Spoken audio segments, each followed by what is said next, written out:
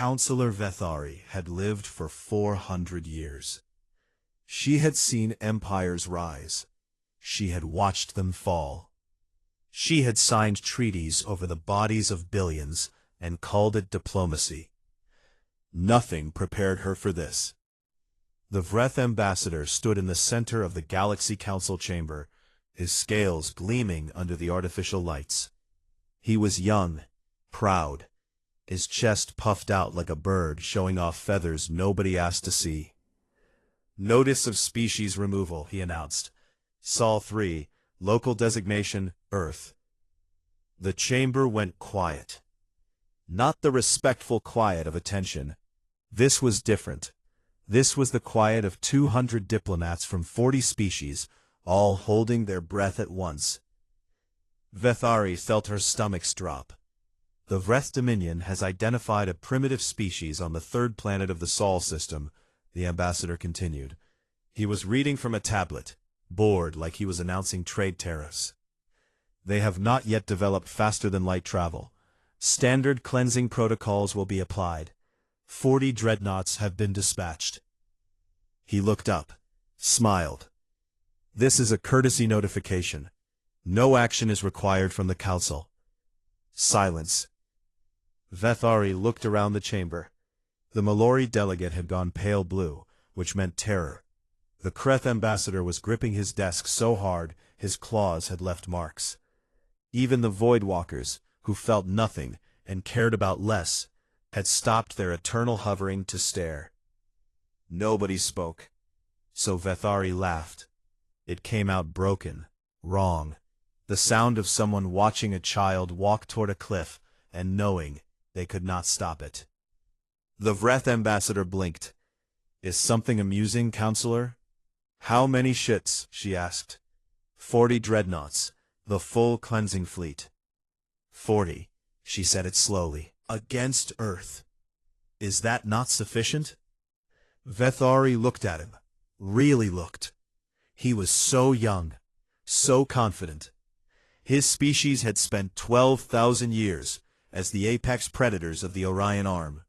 They had never lost a war, never met a species they could not crush. They had never met humans. "It is a start," she said.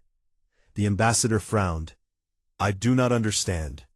"No, you do not." She stood. The chamber watched her.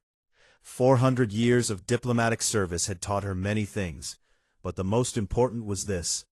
Some mistakes could not be prevented, only witnessed. "Emergency session," she announced.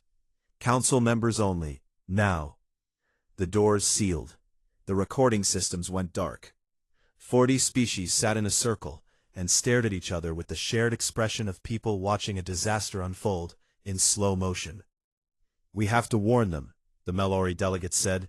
His voice shook. "The Vreth do not know. They cannot know." "Warn them of what?" The Kreth ambassador's laugh was bitter. "That they are about to attack the most dangerous species in the galaxy? That they are about to pick a fight with the one planet every sane civilization has agreed to leave alone?" "They have been isolated," someone pointed out. "The Vreth home sector has had no contact with the Sol region. They never received the warnings." "Then we send a message now. Stop the fleet before it arrives." "It is too late." Vethari pulled up the tactical display. 40 red dots moved through hyperspace, closing on a small blue world. They dropped out of communication range 6 cycles ago. The fleet will arrive before any message could reach them. Silence again. The Voidwalker delegate spoke for the first time in 300 years. Its voice was like wind through dead trees. "We could warn Earth." Nervous laughter rippled through the chamber. "Warn them?" The Kreth ambassador shook his head. "Warn the Terrans that someone is coming to attack them? They have a right to know."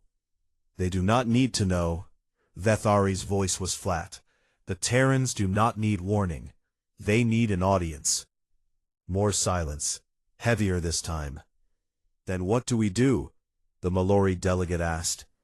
Vethari looked at the display. 40 dreadnoughts, 12,000 soldiers, the pride of the Vreth Dominion, sailing toward a small blue planet that looked so fragile from space. We watch, she said. We record. We learn. Learn what? What happens when someone makes the mistake we all agreed never to make? The emergency session ended. The delegates filed out. Most would not sleep tonight. Some would not sleep for weeks. Vethari stayed behind. She pulled up Earth's file.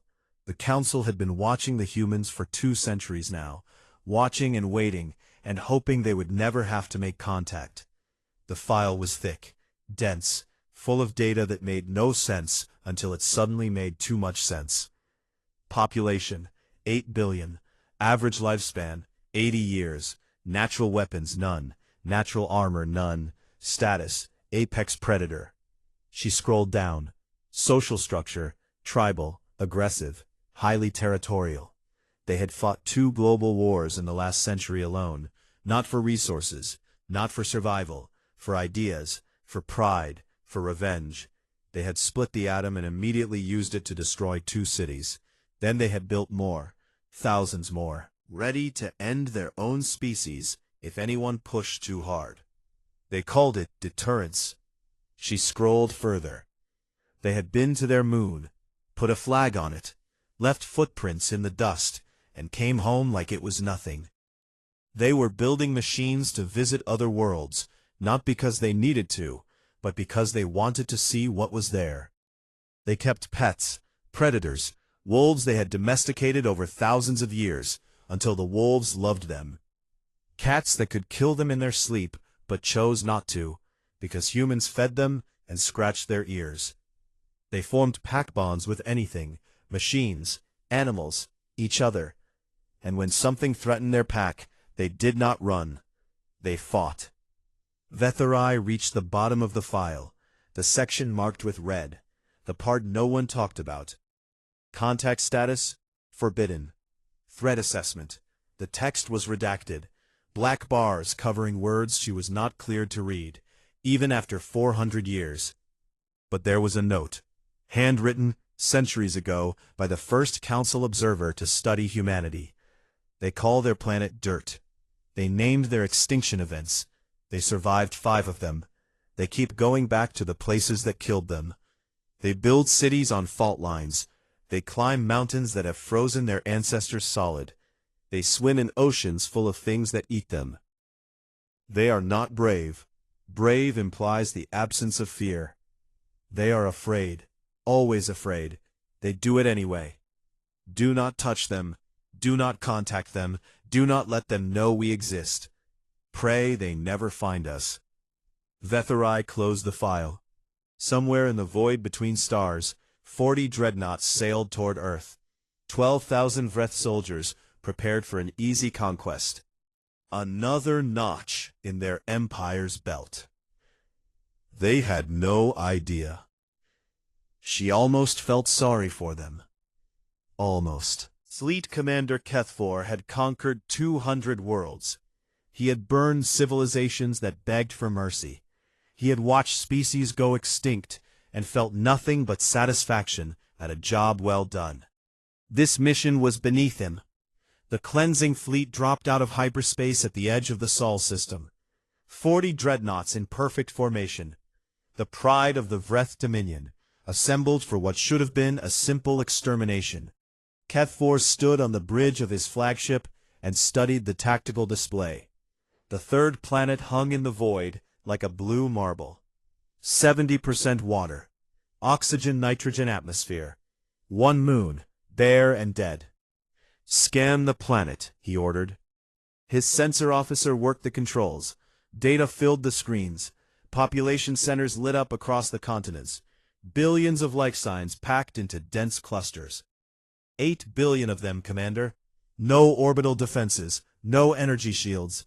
Their most advanced weapons appear to be chemical-based projectiles and primitive fission devices.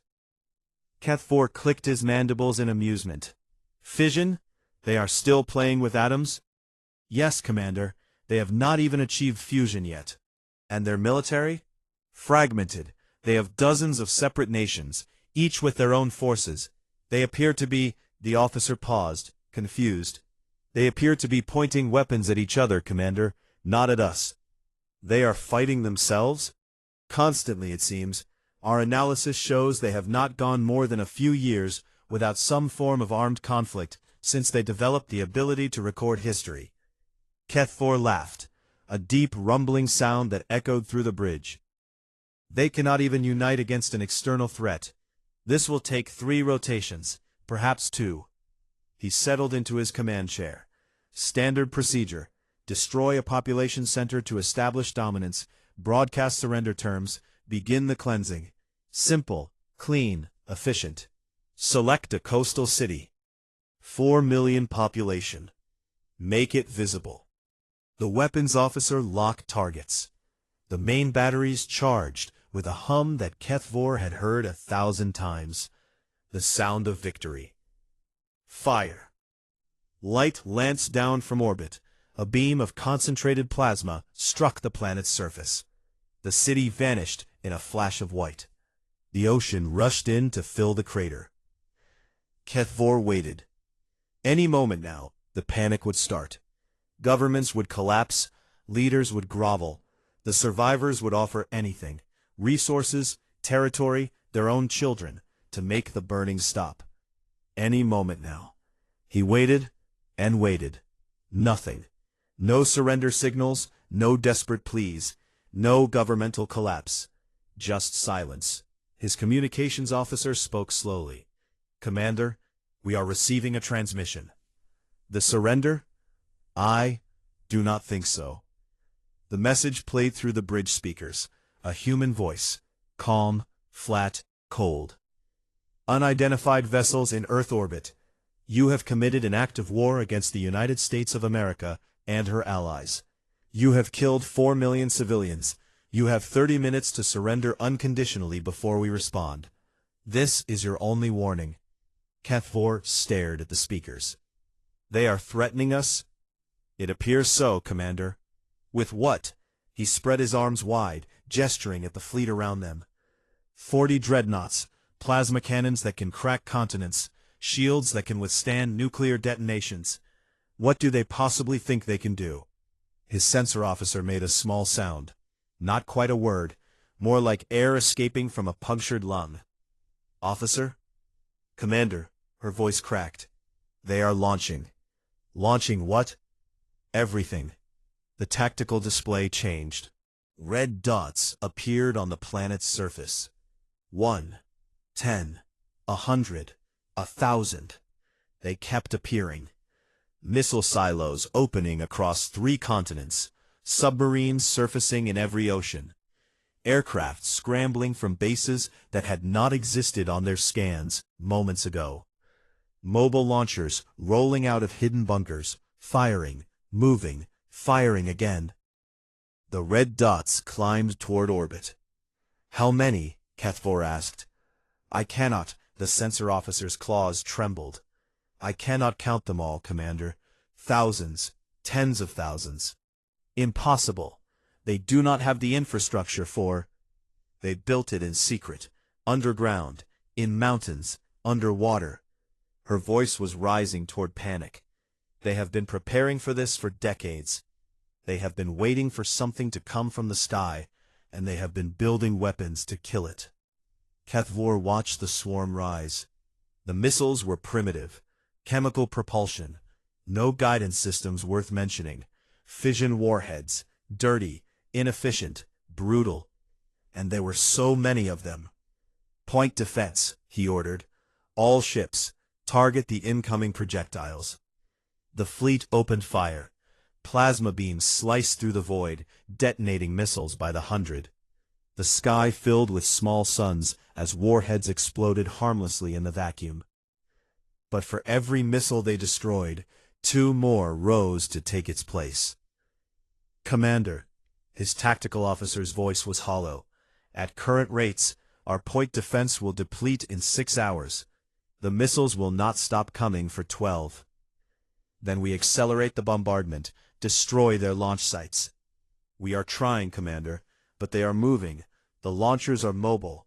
They fire, relocate, fire again. And there are more underground. Always more." Kethfor looked at the display. The blue marble was wreathed in fire now. His fleet hung in orbit, shields flashing as warhead after warhead detonated against them. The shields held. For now. "This is insane," he said. "They cannot win. They know they cannot win. Why are they still fighting?" No one answered. The communications officer spoke again. "Commander, another transmission, from the planet's surface. What is it?" "I am not certain. It appears to be music." The bridge speakers crackled. A human voice began to sing. The words were in a language HFY did not know, but the translator provided subtitles. "From the halls of Montezuma to the shores of Tripoli.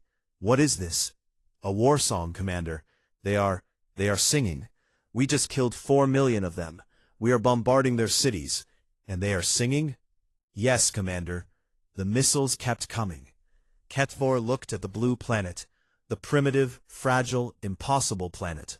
The species that should have surrendered, should have begged, should have done anything except this. They were not surrendering. They were not begging. They were singing. And deep in his chest, in a place he had not felt anything for 200 campaigns, Fleet Commander HFY felt the first cold touch of fear. "Order the fleet to pull back," he said quietly. "Commander, we need to reassess. Pull back to the system's edge. Call for reinforcements." "Sir, that would mean admitting, I know what it means." His voice was sharp, cracked. "Do it." The Vreth fleet began to retreat. Behind them, the singing continued. The observation chamber was silent. 200 diplomats from 40 species sat in the darkness, their faces lit only by the glow of the tactical feed. Nobody spoke. Nobody moved. Some had stopped breathing. On the screen, the Vreth fleet burned. Counselor Vetharai watched it happen. She had known it would come to this. She had tried to prepare herself. But knowing and seeing were different things. The humans were not winning through superior technology. Their weapons were primitive. Their ships did not exist. They were winning through pure, terrible mathematics. Missiles, thousands of them, tens of thousands, rising from the planet's surface in waves that never stopped.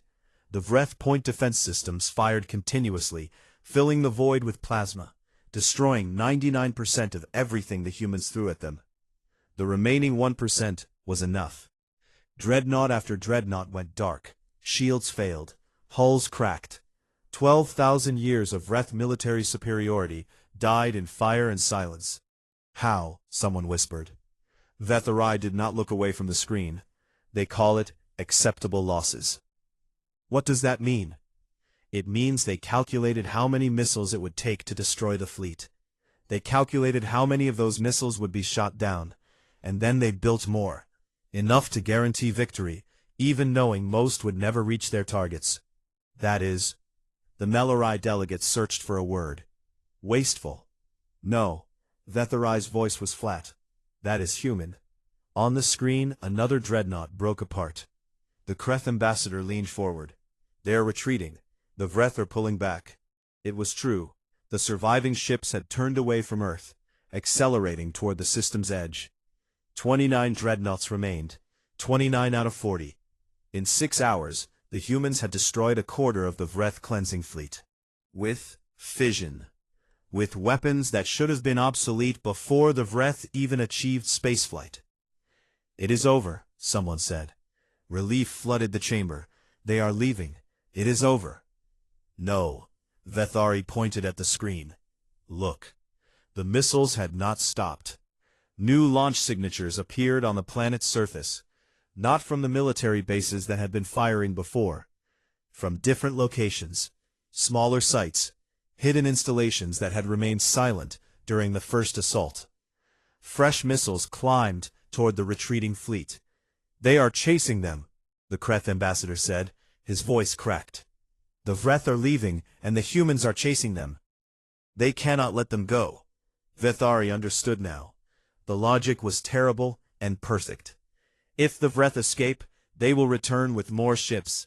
The humans know this, so they cannot let any survive. "But they have no ships. How will they pursue beyond?" The tactical feed flickered. New data appeared. construction signatures on the human moon, massive energy readings, industrial activity that had not existed 3 days ago. "What is that?" someone asked. Vethari felt her stomachs turn to ice. "They are building something, on their moon." The Voidwalker delegate spoke. Its voice was like static given form. "They are learning." Silence. "Learning what?" the Mallory delegate asked. "Everything." The Voidwalker's form flickered. "They are studying the wreckage, the Vreth ships they have destroyed. They are taking them apart, understanding them." "That is impossible. FTL technology takes centuries to develop. You cannot simply reverse engineer." "They can." Vethari pulled up another file. Humanity's technological history. The numbers scrolled past, each one more terrifying than the last. They went from first flight to landing on their moon in 66 years. They went from room-sized computers to devices that fit in their pockets in 40 years. They went from discovering radiation to building nuclear weapons in 4 years. She looked at the construction signatures on the moon. "Give them a week. They will have FTL." The chamber erupted, voices overlapped, panic spread like fire. Vethari ignored it. She was watching the surface feed. The tactical display had shifted to show ground-level footage from a Vreth landing party. One of the assault teams had touched down in a rural area before the retreat order came. They were dead now. The footage showed the last minutes. A squad of 12 Vreth soldiers, full combat armor, plasma rifles. They had encountered a single human, an elderly male, no visible weapons, no armor, nothing. The squad leader had approached to begin capture protocols. The human had walked into his dwelling, walked back out holding a metal tube with a wooden stock. The translator identified it as a shotgun. What happened next took 12 minutes. The footage was not clear. There was smoke, screaming. The human moved through the squad like water through rocks. He took wounds, 4 shots that should have killed any species in the galaxy. He kept moving, kept fighting, kept reloading. At the end, he was standing over the last Vreth soldier. Blood ran down his arms. His left eye was swollen shut. He was breathing hard, each breath wet and wrong. He said something. The translator caught it. "Get off my lawn." Then he sat down on his porch, lit a small paper tube filled with burning leaves, and waited for more enemies to arrive. The footage ended. "He is still alive?" someone asked. "Unknown." Vethari's voice was distant. The feed cut when the retreat order came. One human, elderly, no military training. He killed 12 soldiers. Yes. How? Vethari thought about it. The question that every species asked when they first encountered humans. The question that had no good answer. "They do not stop," she finally said. "Their bodies fail, their hearts give out, their bones break and their blood runs dry. And they keep fighting. They fight until there is nothing left, and then they find something else to fight with. Their hands, their teeth, their spite." She looked at the tactical display. The Vreth fleet continued to retreat. The missiles continued to follow. "The Vreth have never lost," she said, "so they never learned the most important lesson in the galaxy." "Which is?" Vethari thought about the old man on his porch, the blood on his arms, the burning leaf tube between his lips. Never fight something that has nothing left to lose, because they will make you pay for every inch. They will make the cost so high that victory becomes worthless. And when they finally fall, when there is truly nothing left, they will smile at you with bloody teeth and say, "Worth it." The chamber fell silent. On the screen, another dreadnought went dark. Fleet Commander Kethvor had not slept in 3 days.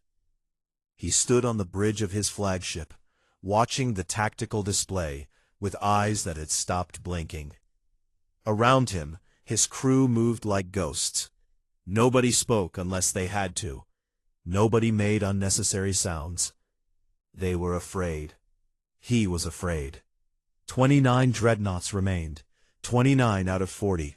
They had retreated to the edge of the Sol system, hiding behind a gas giant while they repaired what could be repaired and mourned what could not. It was not enough. "Status report," Kethvor said. His voice sounded strange, hollow.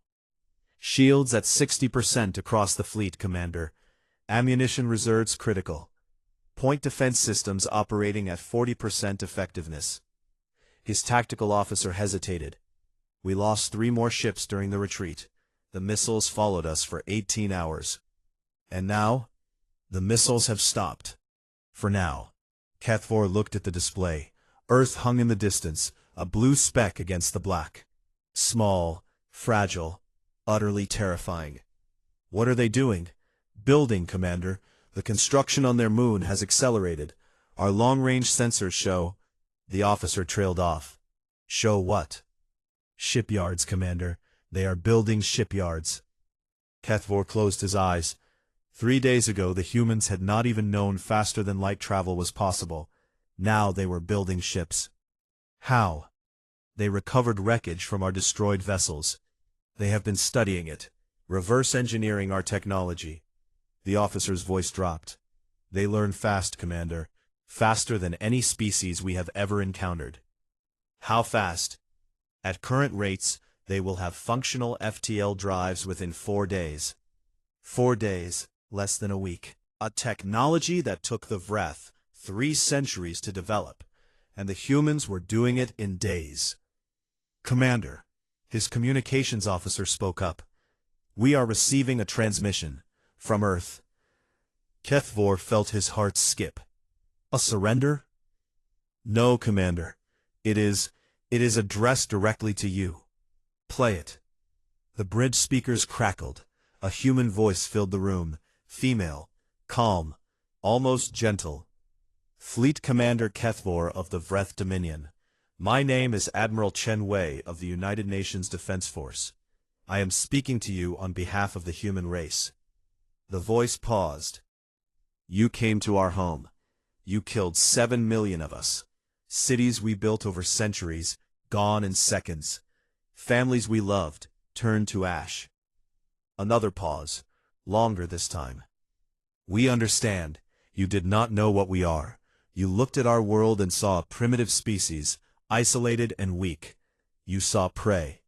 We do not blame you for that. Many have made the same mistake. None have made it twice. Kethvor gripped the arms of his command chair. Here is what is going to happen now. You have 1 hour to surrender unconditionally. Lower your shields. Power down your weapons. Prepare to be boarded. If you do this, we will let you live. We will return you to your homeworld. We will even give you a head start. The voice hardened, just slightly, like steel wrapped in silk. If you do not surrender, if you fight, if you run, if you try to call for reinforcements, we will follow you, not with missiles this time, with ships. Ships we are building right now, with engines copied from your wreckage, and weapons designed by minds that have spent 10,000 years learning how to kill. We will follow you home, Commander. We will find every world the Vreth have ever touched, every species you have ever cleansed, every civilization you have erased, and we will make sure you never do it again. Silence. You have 1 hour. This offer does not repeat. The transmission ended. Kethvor sat frozen in his chair. Around him his officers stared at nothing. The air felt thick, heavy, hard to breathe. Commander? His tactical officer's voice was small. What are your orders? Kethvor looked at the display. 29 dreadnoughts, 12,000 soldiers, the pride of the Vreth Dominion, against a species that learned FTL in 6 days, a species that had already destroyed 11 of his ships with weapons made of chemistry and spite, a species that had watched him burn their cities and responded by singing war songs. He thought about the Vreth homeworld, the spawning pools where he had hatched, the mountains where his ancestors had hunted, the billions of his kind who knew nothing of this disaster, living their lives in blissful ignorance. If he fought, the humans would follow. They had said so. They did not bluff. Everything about them suggested they did not know how. If he ran, same result. They would build their ships. They would learn the hyperlanes. They would come.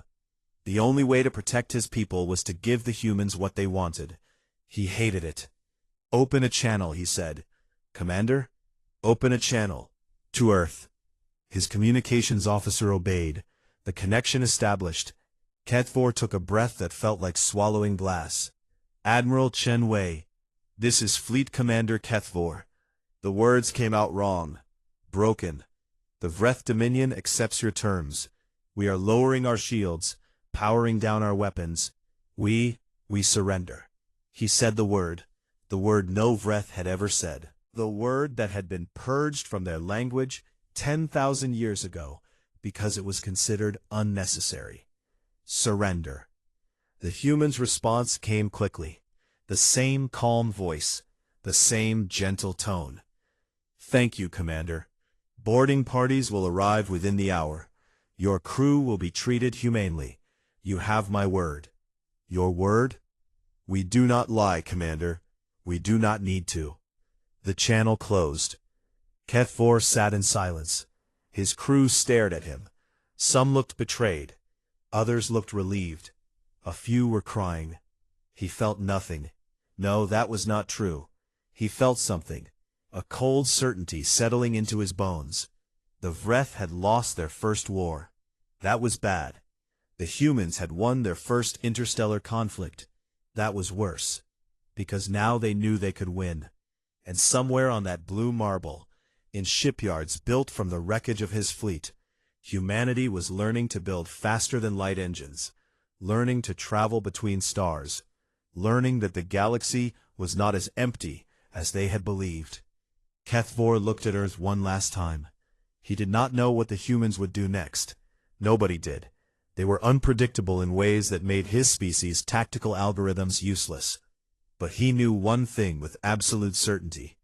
The galaxy would never be the same, and he was not sure if that was a threat or a promise. 6 months later, the humans came to the Galaxy Council. Not as conquerors, not as destroyers. They came with paperwork. Counselor Vethary stood at the entrance to the council chamber, watching the human delegation approach. There were 5 of them, small, soft, fragile-looking in their simple clothing. Nothing about them suggested they had destroyed a Vreth fleet in less than a week. That was what made them terrifying. The lead ambassador was a human female named Chen Wei, the same voice that had delivered the ultimatum to Fleet Commander HFY.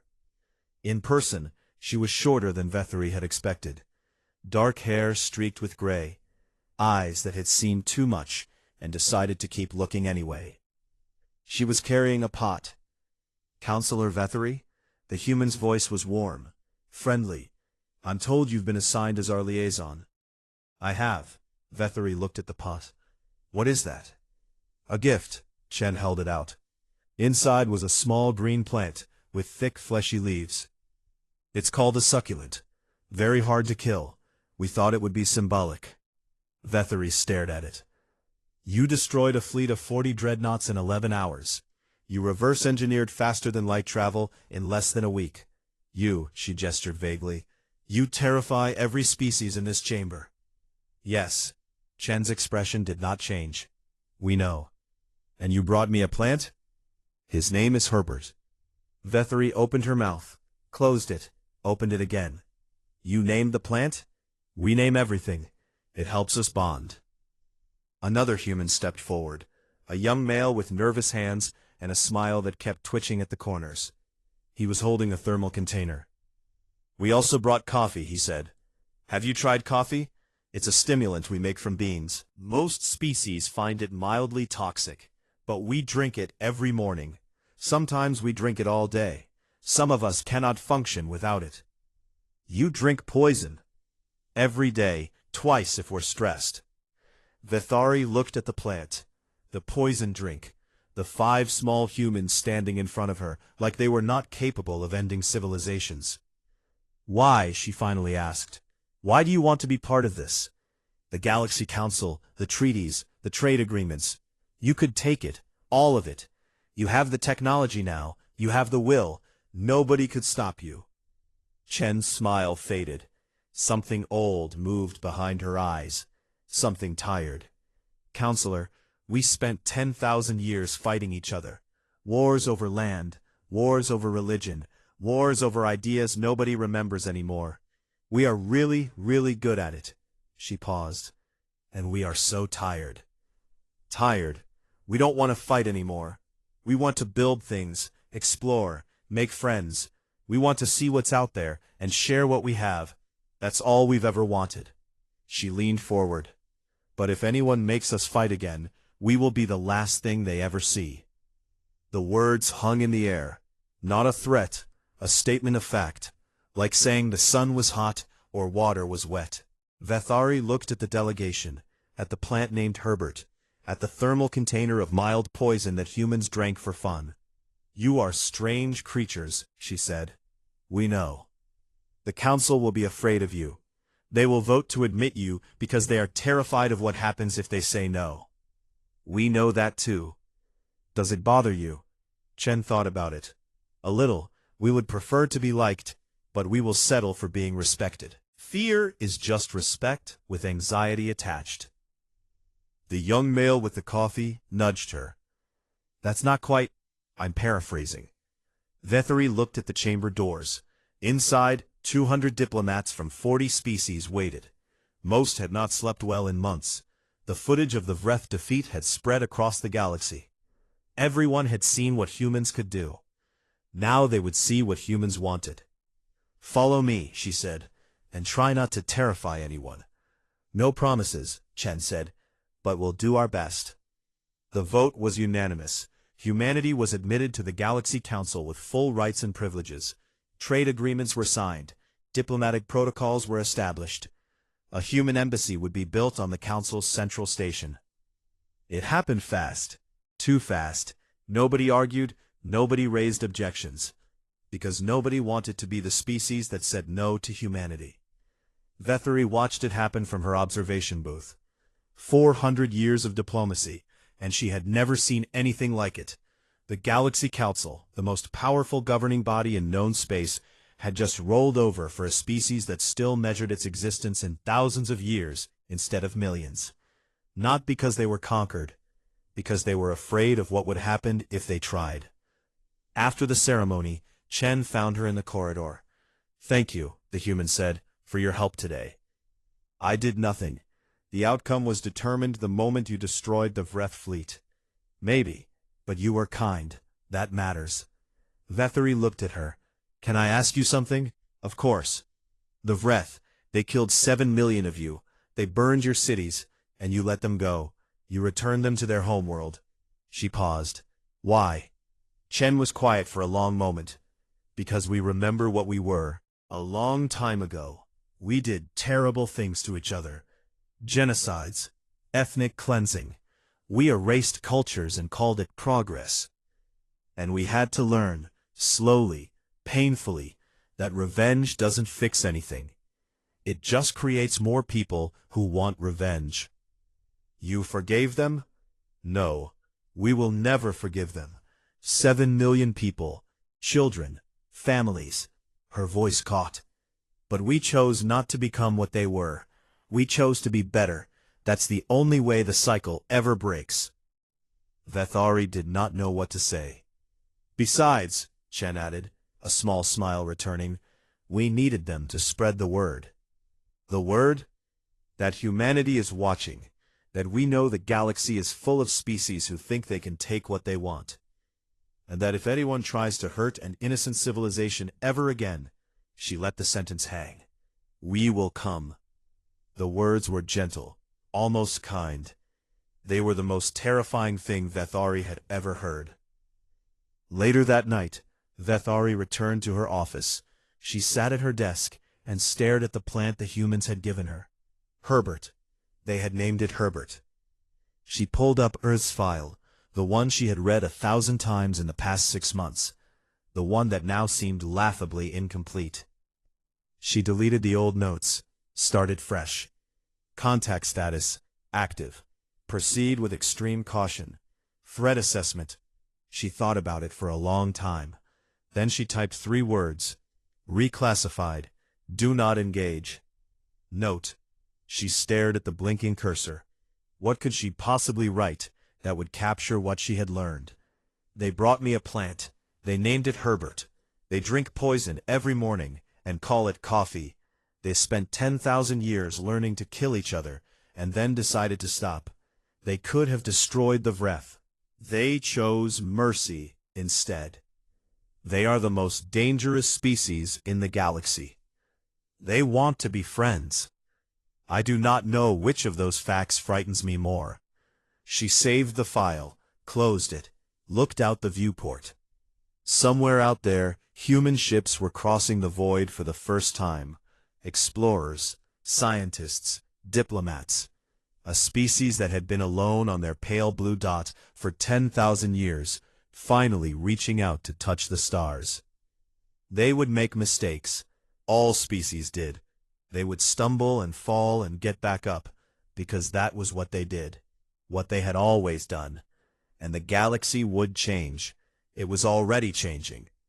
Vethari looked at Herbert, the small green plant sitting in its pot, asking nothing, needing little, impossible to kill. "I think," she said quietly, "we are going to be fine." She did not know if she believed it.